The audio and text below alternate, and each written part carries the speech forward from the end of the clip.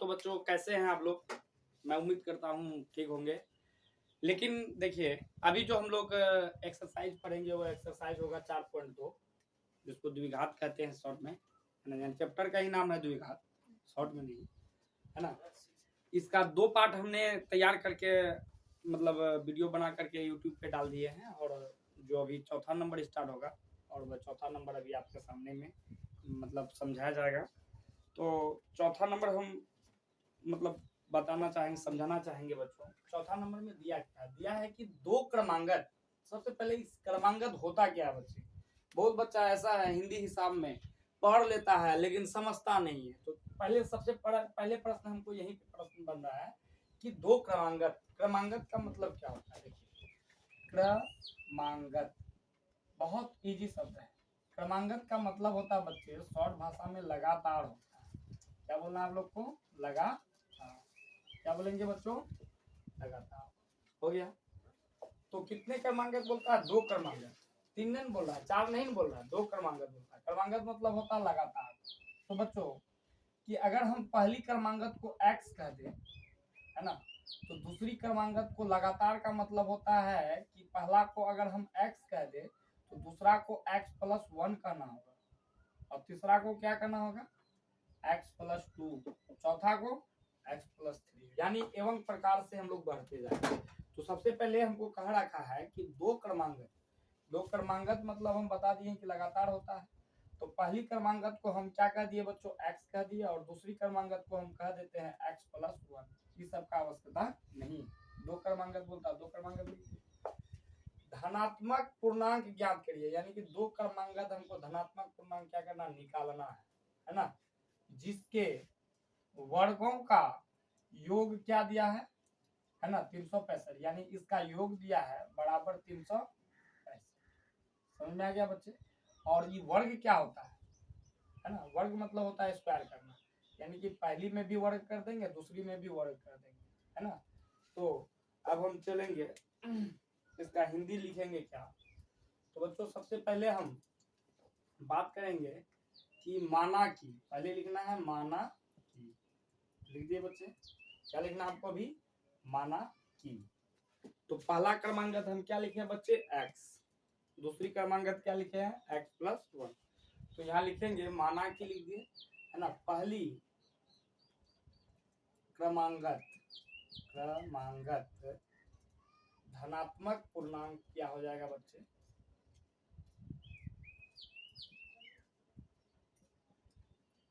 पूर्णांक हो जाएगा x। हो गया। उसके बाद क्या हो जाएगा? दूसरी, है ना, क्रमांक धनात्मक छूट गया बच्चे, यहाँ पे आप लोग भी लिख दीजिएगा धनात्मक, है ना? तो यानी पहली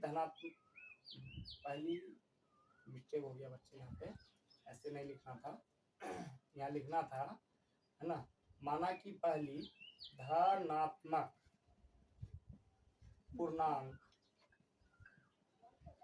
बराबर क्या हो जाएगा बच्चे? x, और दूसरी धनात्मक पूर्णांक क्या हो जाएगा बच्चे? है ना, x प्लस 1। यहाँ तक कोई दिक्कत? अब बोलता है कि 2 क्रमांगत यहाँ लिख दिए x, दूसरी को क्या लिख देगा? x प्लस 1, है ना? और जिसके वर्गों का योग कितना दिया है, यानी कि वर्ग करके इसका योग दिया है कितना? 365। तो यहाँ पे लिख देंगे वर्गों का योग क्या दिया है बच्चे? 365। ठीक है। अब हम चलेंगे क्या चीज से बच्चे? प्रश्न से। तो 2 क्रमांगत का वर्ग करना है। तो पहली क्रमांगत को x लिख दिया है, तो इसका भी वर्ग करना होगा बच्चे। नहीं करा नहीं यहाँ पे वर्ग, और योग मतलब जोड़ होता है। दूसरी क्रमांगत को क्या कहे हैं? x plus 1। इसका भी क्या कर देना बच्चे? है ना, वर्ग कर दिया, बराबर किसके हो जाएगा? 365। यहाँ तक क्लियर है? तो यहाँ जिस हिसाब का बीच में बराबर रहे बच्चे, तो अब जो हम हिसाब बनाएंगे याद है करके, इसका मतलब यह होता है कि एक्स स्क्वायर हमने देख के उतार दिए प्लस, अब इसको आप ए कहिए, इसको आप बी कहिए, है ना? यहाँ पे वो सूत्र बनता है, यहाँ पे लिख देते हैं। इसीलिए ए प्लस बी का होल स्क्वायर सूत्र होता है बच्चे, A square plus 2ab plus B square होता है। क्लियर है? तो यह जो हिसाब है, यानी x प्लस 1 का जो होल स्क्वायर है, ये प्लस बी का होल स्क्वायर की क्या है? बराबर है ना?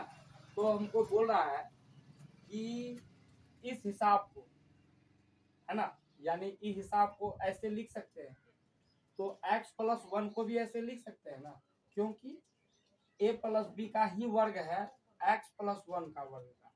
समझ में आ गया? तो मेरा यहाँ हिसाब कह रहा है कि a बताइए, तो a क्या हो जाएगा बच्चे, x, तो इसका x का वर्ग हो जाएगा। नहीं, अब यहाँ पे क्या दिया है, प्लस, तो प्लस लिख देंगे, 2 लिख दिए इंटू a बताइए, a क्या हो जाएगा x, इंटू b बताइए बच्चे, b क्या हो जाएगा 1 प्लस, है ना, b स्क्वायर, यानी b का मान 1 का स्क्वायर बराबर 365। यहाँ तक क्लियर हो गया? अब यहाँ याद दे देंगे बच्चे, नहीं तो एक्स स्क्वायर, यहाँ पे ये एक्स स्क्वायर देख के उतार दीजिए, इसको भी एक बार ब्रैकेट खोल के लिख दीजिए, है ना, प्लस 2 गुना 1 गुना एक्स क्या हो जाएगा 2x प्लस, है ना, 1 का स्क्वायर 1 ही होगा, बराबर कितना हो जाएगा बच्चे 365। देख के उतार दिए। अब यहाँ याद दे दिए, 1x square 1x square 2x square हो गया बच्चे, नहीं, अब यहाँ क्या हो जाएगा प्लस 2x, उसके बाद प्लस 1 प्लस 365 है, माइनस 365 कर दिया, और बराबर इस पार में 365 था, इस पार आ गया, क्या बच गया 0। ठीक है, तो अब हम क्या करेंगे बच्चे, यहाँ देख के उतार दिए, है ना, 2x स्क्वायर देख के उतार दिए, है ना, और बच क्या गया प्लस 2x बच गया बच्चे, और यहाँ प्लस माइनस माइनस होता है, और उसके बाद 365 में एक घटा दीजिए 364 हो गया बराबर 0। इस दोनों में देखिए बच्चे की कॉमन मिल रहा है कुछ, है ना, यानी 2 हमको इस सब में कॉमन दिखाई पड़ रहा, तो 2 बाहर कर लिए, है ना। कॉमन का मतलब होता है कि ऐसा संख्या है इसमें जो कि तीनों में मिल रहा है, इसमें भी इसमें भी इसमें भी, समझिए ना। तो यहाँ पे देखिए 2 हमको दिखाई पड़ रहा है, ये 2 हो गया, है ना, यहाँ भी 2 है ना, यहाँ भी 2 होगा, तो उसके लिए हम क्या करेंगे, जो दिखाई पड़ रहा है उसके लिए बाहर कर दिए, 2 दिखाई पड़ रहा 2 क्या कर दिए बाहर, तो ये 2 से इसमें भाग लगा दीजिए, 2 से 2 में भाग दिए एक बार में, तो 1 गुना एक्स स्क्वायर हो गया, प्लस है प्लस लिख दीजिए, 2 से भाग दीजिए 2x में, वैसे नहीं समझ में आता, यहाँ लिख दीजिए 2x/2 भाग दीजिए, 2 2 खत्म, क्या बच गया बराबर 1x बच गया, तो यहाँ भी क्या लिख दिए बच्चे x लिख दिए, यहाँ पे क्या हो जाएगा माइनस लिख दिए, 2 से भाग दीजिए 364 में, यहाँ पे 364/2 लिख दिए, क्या, अब 2 से भाग लगाएंगे बच्चे कितना हो जाएगा 2 एकम 2, नहीं, उसके बाद कितना बचेगा 3 में 2 से भाग लग गया, तो यहाँ 1 बचा, यहाँ 6 16 हो जाएगा, 2 8 16 और 2 दूनी 4, यानी बच्चे हो गया यहाँ कितना 182 बराबर 0। नहीं, अब गुना 2 है, इसको उठा के उस पार कर दिए, यहाँ इसीलिए नहीं देंगे अभी, है ना, तो गुना 2 है उस पार कर दिए, क्या हो जाएगा भाग, तो भाग का मतलब 2 से भाग अगर हम 0 में देंगे तो 0 ही होता है, तो हमारे पास बच क्या गया, ब्रैकेट के रूप में स्पष्ट कर लीजिए, x square plus x minus 182 बराबर क्या हो गया बच्चे 0। तो मैं आशा करता हूँ इसको समझ गए होंगे बच्चे। अब थोड़ा सा अगला प्रश्न को कवर करेंगे, तो कटिंग को, तो बच्चे अब हम अगले नंबर की ओर चलेंगे। दिया है कि एक समकोण त्रिभुज, सबसे पहले एक समकोण त्रिभुज, सबसे पहले हमको जानना होगा समकोण त्रिभुज का गुण क्या होता है। सबसे पहले बहुत बच्चे को यह पता नहीं है समकोण त्रिभुज कहते किसे। देखिए समकोण, है ना, कौन सी कोण, समकोण, समकोण कहते किसे, जिस त्रिभुज की एक कोण सम हो, सम का मतलब होता है बच्चे 90 डिग्री, जिस त्रिभुज का एक कोण सम हो तो उस त्रिभुज को ही हम लोग, है ना, समकोण त्रिभुज कहते हैं। समकोण त्रिभुज होता कैसा है इसके बारे में देखेंगे बच्चे। देखिए यह हो गया आपका एक समकोण त्रिभुज, कौन सी त्रिभुज हो गया, है ना, समकोण त्रिभुज। इसका हम नाम रख देते हैं बच्चे, इसका नाम रख दिए P, इसका नाम Q, इसका नाम R, हो गया। तो समकोण यानी यह जो त्रिभुज है इसका जो कोण है 90 डिग्री होगा, 90 डिग्री, इसी को हम लोग समकोण कहेंगे। और शेष जो कोण P है, यानी कि कोण P और कोण R, यह न्यून कोण होता है, यानी कि 90 डिग्री से छोटा कोण होता है। ठीक है बच्चे, तो अभी आपको समझ में आ गया होगा कि समकोण त्रिभुज, तो यह हो गया मेरा समकोण त्रिभुज। कहता है कि ऊंचाई, क्या कह रहा है, ऊंचाई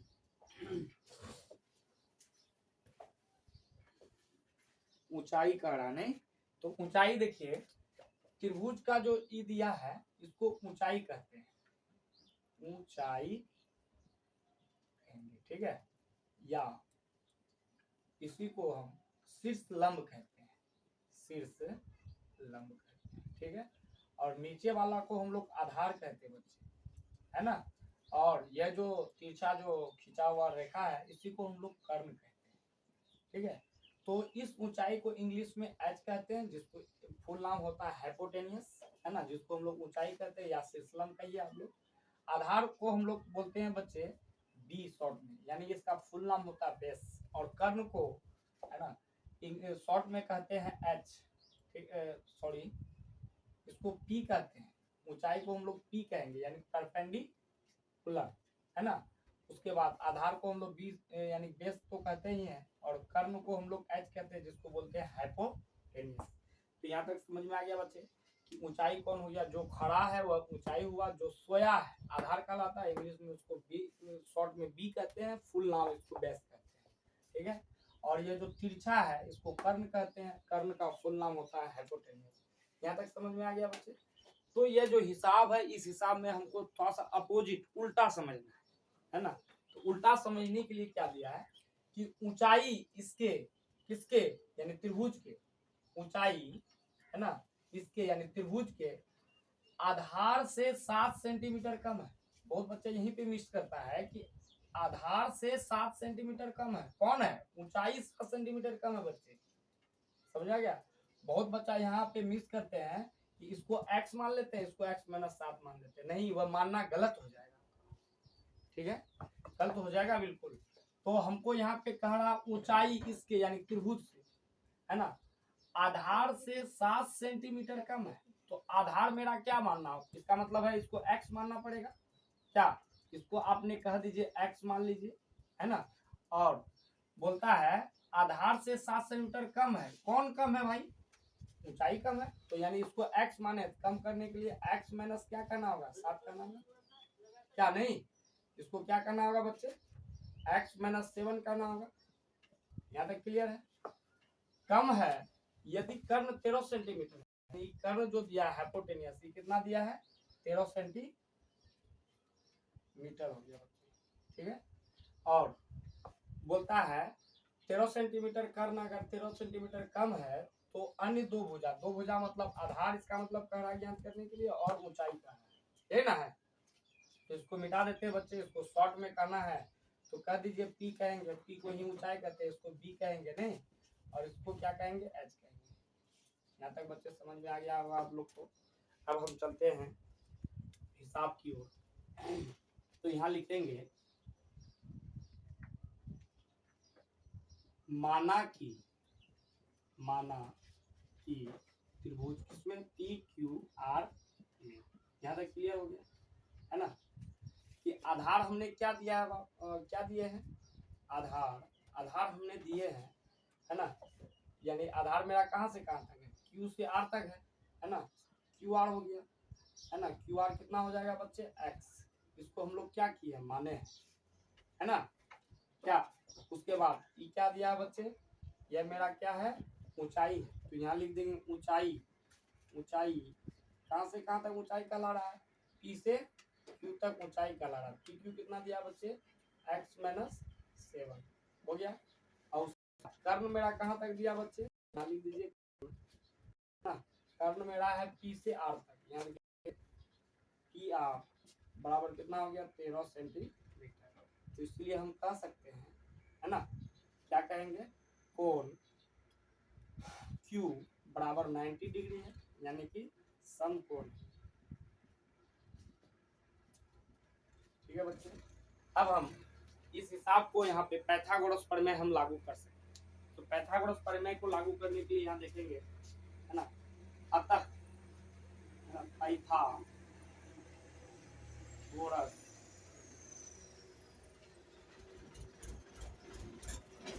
प्रमेय।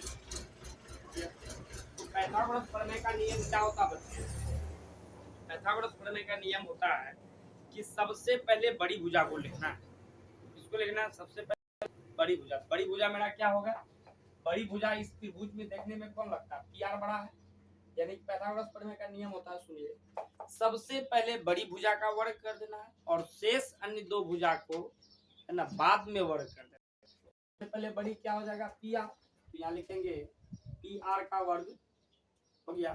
अब बराबर शेष अन्य दो भुजा क्या हो जाएगा, पी क्यू है ना, इसका वर्ग कर दीजिए और प्लस है ना क्यू आर, इसका भी क्या कर देना है, वर्ग कर देना है।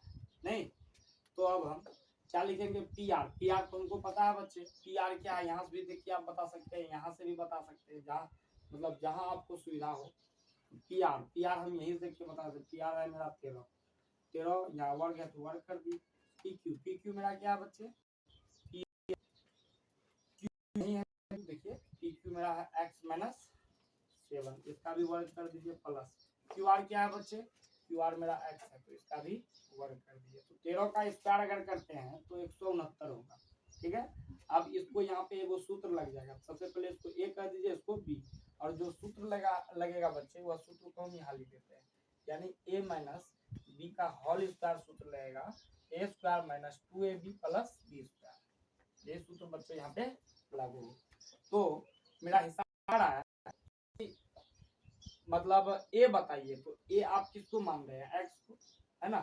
तो हिसाब बोल रहा है भैया आप ए बताइए, तो ए मेरा क्या है, ए यानी कि ए का मान एक्स है, तो यानी लिख दीजिए एक्स का स्क्वायर, है ना। उसके बाद बोलता माइनस माइनस दीजिए 2 इंटू ए बताइए, ए का मान क्या है मेरा, ए का मान हो गया एक्स, बी बताइए तो बी का मान मेरा क्या है 7 हो गया, है ना। अब प्लस बी स्क्वायर बताइए तो बी का मान मेरा क्या है 7 का स्क्वायर प्लस है ना इंटू एक्स स्क्वायर का जो है वैसा ही देख के हम उतारेंगे। यहाँ तक क्लियर है क्या। अब इस 169 को हमने क्या करेंगे, देख के उतारेंगे। यहाँ पे बच्चे आप इसलिए भी दे सकते हैं और बीच में बराबर है तो, और लास्ट में आप लोग याद देकर के हिसाब के प्रोसेस को आगे बढ़ाते हैं। तो एक्स कर दिए, 7 दूनी 14x हो गया, प्लस यहाँ कितना हो जाएगा 7 का स्क्वायर 49 प्लस एक्स का स्क्वायर कितना हो जाएगा बच्चे एक्स स्क्वायर। क्या अब हम कि 169 हो गया, अब एक एक्स स्क्वायर दोनों जोड़ देंगे स्क्वायर हो गया नहीं, और माइनस एक्स हो गया प्लस 49 हो गया, तो यहाँ लिख देंगे 169 लिख दिए बच्चे, प्लस 49 है इस पार कर दीजिए, माइनस हो गया बराबर कितना हो गया 2x स्क्वायर 14x। यहाँ पे याद दे दिए बच्चे 169 में आप 49 को क्या कर दीजिए, घटा दीजिए, तो यहाँ लिख देंगे 169 में 49 घटा देंगे 0, यानी बच्चे बच रहा हमारा 120 लिख दिए। अब बराबर कितना हो गया बच्चे, है ना 2। अब देखिए 2x स्क्वायर माइनस 14x में हमको कॉमन मिल रहा है, क्या मिल रहा है बच्चे, कॉमन। तो कॉमन लेने के लिए यानी कि मतलब जो 2 मिल रहा है 2 यहाँ भी मिलना चाहिए, तो हम सकता है, तो यहाँ पे हम 2 को बच्चे ब्रैकेट क्या हो जाएगा, 2 भाग लगाएंगे एक बार में, तो यहाँ कितना हो गया एक्स स्क्वायर माइनस 2 से भाग लगाएंगे तो कितना हो जाएगा 7x, और गुना 2 है बच्चे इस पार कर दीजिए, तो यानी 120 बट्टा कितना हो जाएगा 2 बराबर एक्स स्क्वायर माइनस 7x, तो इस पे कटा दिए कितना हो जाएगा 60 हो गया। अब 60 हो गया बच्चे, तो यहाँ लिख देंगे 60 लिख दिए नहीं, अब बराबर एक्स स्क्वायर और माइनस 7x। अब यहाँ तो मेरा बोर्ड भर चुका है बच्चे, अब क्या करना होगा, इस 60 को उठा के उस पार लेके चले जाएंगे, यहाँ क्या बचेगा, नहीं बचेगा, 0 बचेगा, तो यहाँ लिखना है बच्चे, है ना, या इसीलिए दे दिए, इसीलिए एक्स स्क्वायर है ना माइनस 7x है ना माइनस 60 बराबर कितना हो गया 0। तो बच्चों आप इसको द्विघात समीकरण द्वारा हल कर सकते हैं, और हम अगले हिसाब की ओर चलते हैं लोग ये वीडियो के साथ। तो बच्चे अब हम यानी कि 4.2 नामक चैप्टर का है ना अंतिम हिसाब पढ़ेंगे। जो अंतिम हिसाब देखिए क्या कह रहा है, बोलता है एक कुटीर उद्योग है ना, यानी कि कह रहा है लघु उद्योग और ये होता है ना कुटीर उद्योग है ना। तो कह रहा है कि एक कुटीर उद्योग एक दिन में, कितने दिन में, एक दिन में कुछ बर्तन निर्माण करता है, यानी कि कुछ बर्तन वगैरह बनाता है, तो एक विशेष दिन देखा गया है कि प्रत्येक नग मतलब क्या होता है, नग मतलब बर्तन होता है, प्रत्येक नग की, है ना, निर्माण लागत उस दिन के निर्माण किए बर्तन की संख्या 2 गुने से 3 अधिक। कितने गुने से बोल रहा है बच्चे? 2 गुने से 3 अधिक, है ना। यदि उस दिन में कुल निर्माण लागत 90 रुपया थी, है ना, तो बर्तन की संख्या, देखिए जो हमको निकालना यहाँ दे रखा है, बर्तन की संख्या निकालना है और प्रत्येक नग की लागत, यानी इसको अब अपनी भाषा में समझिए। सबसे पहले बर्तन की संख्या क्या है उसको निकालना है। बर्तन की संख्या को आपने सबसे पहले x मान लेंगे, है ना। उसके बाद प्रत्येक नग की लागत बोलता है 2 गुने से, यहाँ देखिए कह रहा प्रत्येक नग की लागत में क्या कर रहा है, 2 गुने से 3 अधिक कर देना है। तो हमको मान के चलना है पहले बर्तन की संख्या। तो बच्चे हम यहाँ लिखते हैं, सबसे पहले आप लोग को समझ में आ गया। उतना हिसाब को समझने से पहले बस बिल्कुल छोटी सी बात यह समझिए, बर्तन की संख्या इसको x मान के चलिए और प्रत्येक नग की लागत कह रहा है ना, कितना रुपया, 2 गुने से 3 अधिक कर देना, यानी 2 से गुना 3 जोड़ देंगे और वह हो जाएगा कुल कितना, 90 रुपया के बराबर। तो देखिए ऐसे बोलने से नहीं, एक बार लिखने से भी समझ में आएगा। तो बोलता है कि बर्तनों की संख्या, तो यहाँ लिखेंगे माना की, क्या मान लेंगे बच्चों, माना की, बर्तनों की, किसकी, बर्तनों की संख्या क्या हो जाएगा बच्चे, बराबर x, है ना। उसके बाद प्रत्येक नग की लागत, तो यहाँ लिखेंगे प्रत्येक मतलब एक, प्रत्येक नग की लागत कितना हो जाएगा बच्चे, प्रत्येक नग की लागत हो जाएगा 2 गुने से 3 अधिक। तो यहाँ लिखना है 2 गुना, यानी जो हम बर्तन की संख्या मान रहे हैं उसको 2 से गुना कर देना, 3 अधिक मतलब 3 जोड़ देंगे, तो क्या हो जाएगा 2x प्लस 3 हो गया। और कुल लागत क्या दिया है, कुल लागत कितना दिया बच्चे, कुल लागत हमको दिया है 90, है ना, यानी कि कुल निर्माण लागत 90 है, 90 लिख दिए, है ना। अब यहाँ क्या चीज से चलना बच्चे, प्रश्न से चलने के लिए बर्तनों की संख्या में प्रत्येक नग की लागत का संख्या गुना कर दीजिए और बराबर 90 कर दीजिए, यानी कर देंगे x इंटू ब्रैकेट, है ना, प्रत्येक नग की लागत 2x प्लस 3 बराबर 90 लिख दीजिए, है ना। अब यहाँ पे याद दे दीजिए, इस x से गुना ई पूरे में करना है, तो x गुना 2x कितने हो जाएगा, 2x स्क्वायर प्लस x गुना 3x बराबर 90। तो बच्चे ये 90 यहाँ अकेले इस पार में है, अगर हमारा शर्त एक दिया है, मतलब ax square plus bx plus c बराबर 0 लिखना है, ऐसे आपको लिखना। कैसे लिखेगा, ax स्क्वायर, ए मतलब समझिए कोई अंक है, b भी समझिए कोई अंक हो सकता है, 1, 10, 20 लाख, 10 लाख, नहीं, c भी समझना कोई अंक है ना। तो यहाँ पे अंक से यानी a b c जो यहाँ अंक है, ठीक है। तो यहाँ पे लिख दिए कितना हम लिख दिए, यानी कि यह मेरा शर्त दिया है ना। इस शर्त के आधार पे इस द्विघात समीकरण को हमको लाना है ना। तो मेरा सही है 2x स्क्वायर, यानी कि लिख दिए प्लस क्या दिया 3x। अब देखिए बराबर 90 का रहा है ना, इसका शर्त का पालन तो नहीं हो पा रहा है, तो प्लस 90 को उठा के इस पर लेते हैं, या माइनस 90, यहाँ कितना हो जाएगा 0, नहीं, ये आपका द्विघात यहाँ पे समीकरण तैयार है। अब आप लोग इसको फैक्टर विधि, अल्फा बीटा विधि, x का सूत्र लगा करके बना सकते हैं, यहाँ पे कोई त्रुटि नहीं है। अब आप लोग से अगले वीडियो में बात करेंगे, और इतना के लिए जय हिंद।